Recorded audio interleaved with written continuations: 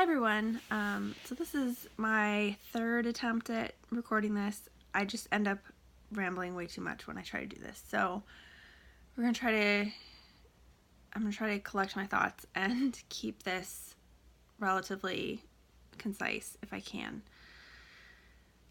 So today is September 20th, and it is exactly 1 month since my miscarriage. And so I just want to talk a little bit about my experience. I'm ready to talk about it, and I felt like today would be a good day to talk about it a bit. We had no reason to believe anything was wrong.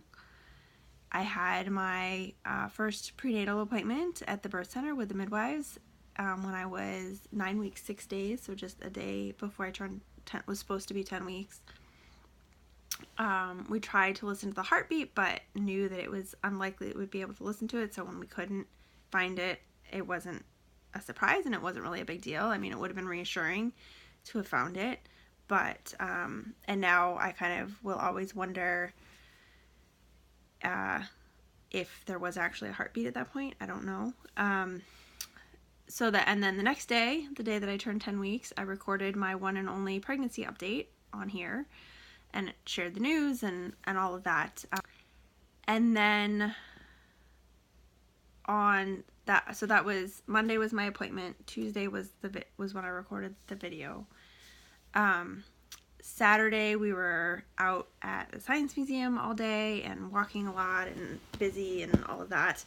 And then Sunday we were out all afternoon. We're considering moving, and so we were out looking at houses all afternoon, and again, super busy, walking a lot, in and out of the car and all of that.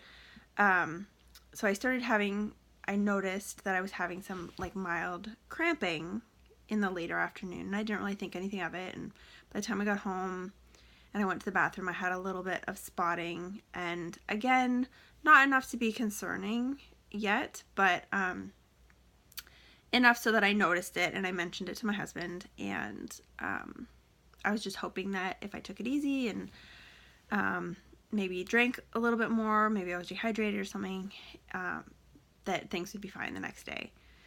So went to bed that night and woke up at about 3 or 3:30 in the morning. I think it was about 3, and the cramps had gotten worse.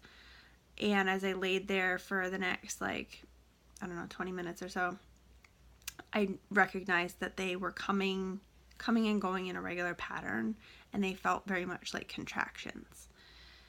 And that scared me because that did not seem normal. And eventually I got up and went to the bathroom, and the spotting had turned into kind of a light bleeding. So I texted my midwife. I didn't want to call and wake her up in the middle of the night because it wasn't an emergency. There was really nothing she could do at that point, but I did want her to know what was going on, and for me to have some suggestions and advice and kind of figure out what to do from there. So I went back to bed and I kind of slept a bit more. It was hard to sleep because I was concerned about everything, and so I woke about 6:30 or so. The midwife had texted me back and said that it was the symptoms that I described were concerning for a miscarriage, and she could set up an ultrasound for me for that day. So I said, yes, please do that. So we kind of got up and tried to go about our morning without being too upset or concerned or stressed about the whole situation. I was trying to remain hopeful that things were okay, and this was just my body was doing some weird stuff and it would be fine. So I told my husband what was, the update on things and everything, and he was working from home anyway that day, so it worked out well. And my midwife got back to me around 10:30 or so and let me know that the ultrasound would be that afternoon at 3:15. And so that was kind of a long wait, but at least we knew when it was going to be, and I arranged childcare for my kids with my sister-in-law. And not too long after that, kind of in the late morning, I was in the bathroom and felt something different come out, and kind of knew at that moment what it was, but I was trying not to let myself think that that's what it was. Like, I knew that that was the baby. And it was, but it was, I can't really describe, like, I was not thinking clearly about it. It was not, I don't know. So I didn't actually see anything. I tried to kind of look in the toilet and couldn't really see anything. And my 18-month-old was in the bathroom with me at the time, so it wasn't like I didn't really feel like I could do much to investigate or, think about what it could have been. That moment is like the moment of this whole scenario that I have the hardest time with now, looking back at it, because I really regret that I didn't do more in that moment to, like, find the baby and actually get to see it.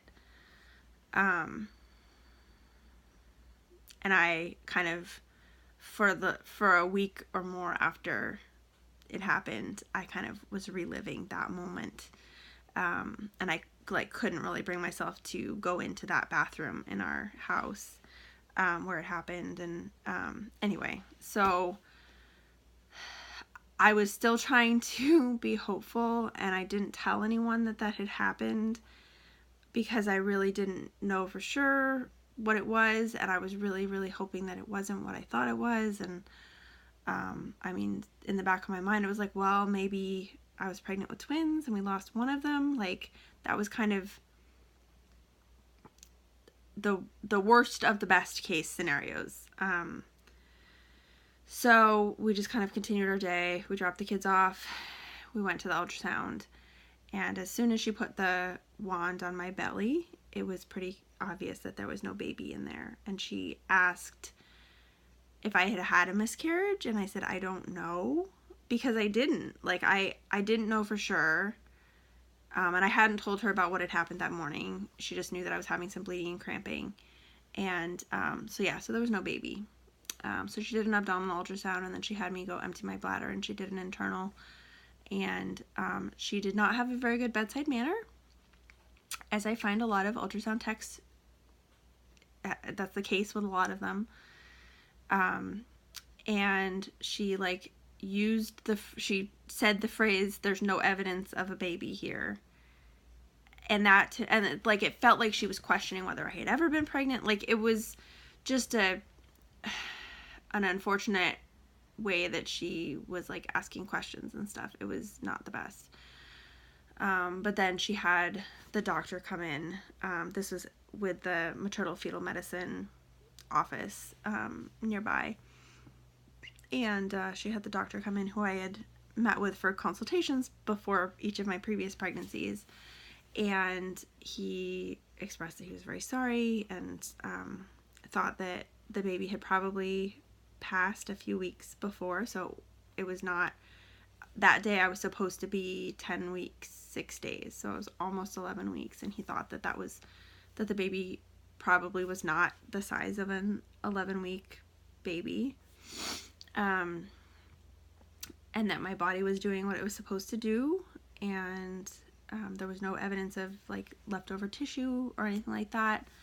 So I'd probably still have some bleeding and cramping and stuff, but it should subside, and to be in touch with my midwife. And we were obviously pretty devastated. It felt like it came totally out of left field, and, like, we had no reason to suspect that there was anything wrong up until, like, less than 24 hours before this ultrasound. And yeah, so it was kind of a huge shock to go through this experience. I texted my family, like we let people know what had happened and kind of took it easy for the next couple of days. I did continue to bleed and have contractions for the contractions lasted for 3 days, and that took a lot out of me. They were happening not round the clock. They would kind of let up at night, which was nice, so that I was able to sleep a little better, but then they'd pick up again in the morning. So they were happening every probably 3 or 4 minutes for 3 days. It was a lot for my body, but they eventually did subside. I did pass some other big clots that are probably what my body was trying to get out. And I continued bleeding for a little over a week. And yeah. And I've done a lot of work kind of processing it all and working through it. I've done some journaling. I wrote a letter to the baby that we nicknamed Cutie because our 5-year-old wanted to call the baby Cutie.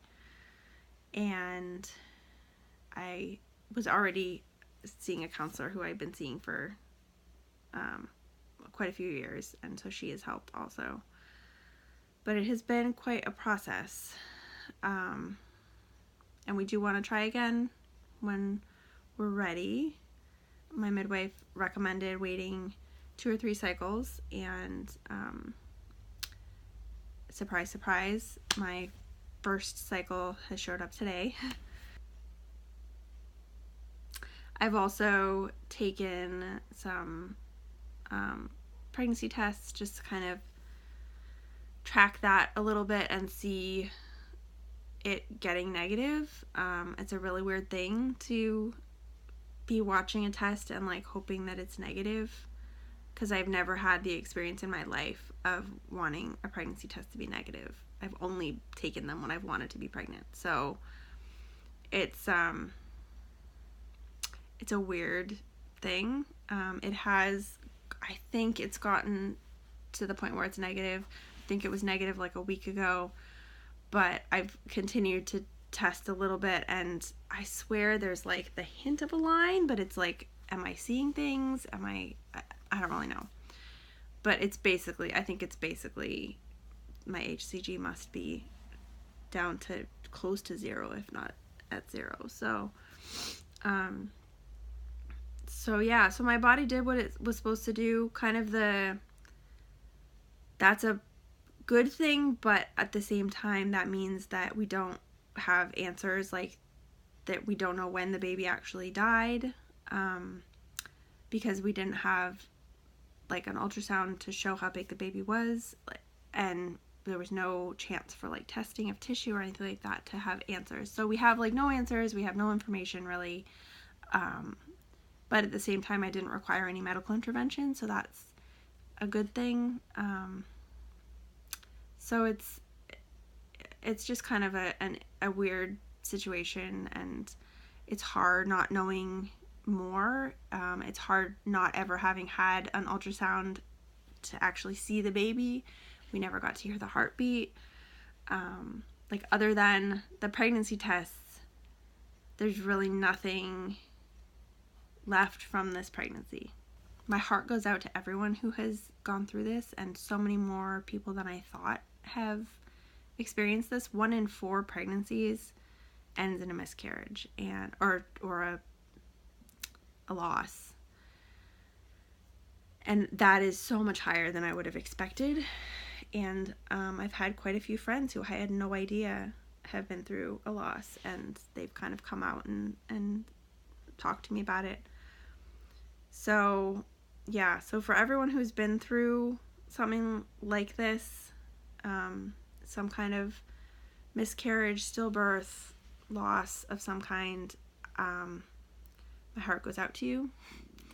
And I think that it's important that if we're comfortable, that we talk about it so that people know that they're not alone, and that it is actually much more common than I think people realize. And I also really want to honor this pregnancy and honor this baby that we didn't get to meet, and remember this baby. I got a ring as kind of a remembrance and honoring of this. I don't know how well it's gonna show up, but probably not at all. I don't think it's gonna focus. Yeah, no, it's not gonna focus. I have 2 birthstones on here. The green one is Peridot, which is the birthstone for August, which is the month that I had the loss. And the blue one is Aquamarine, which is the birthstone for March, which is when this baby would have been due. So kind of trying to honor the loss, this baby, and kind of a way of remembering and having some kind of something to hold on to from this. So I'm gonna stop rambling, and if anyone wants to talk or share their story, I'm perfectly willing to talk to people, and I certainly am no expert on any of this, but I'm happy to share my experience and anything else I can that might be helpful. And I thank everyone who offered support and condolences and everything on my short little text video kind of announcing that we had lost the pregnancy. I really appreciate it. So that is it for me for tonight. Thank you so much for watching, and I'll talk to you again soon.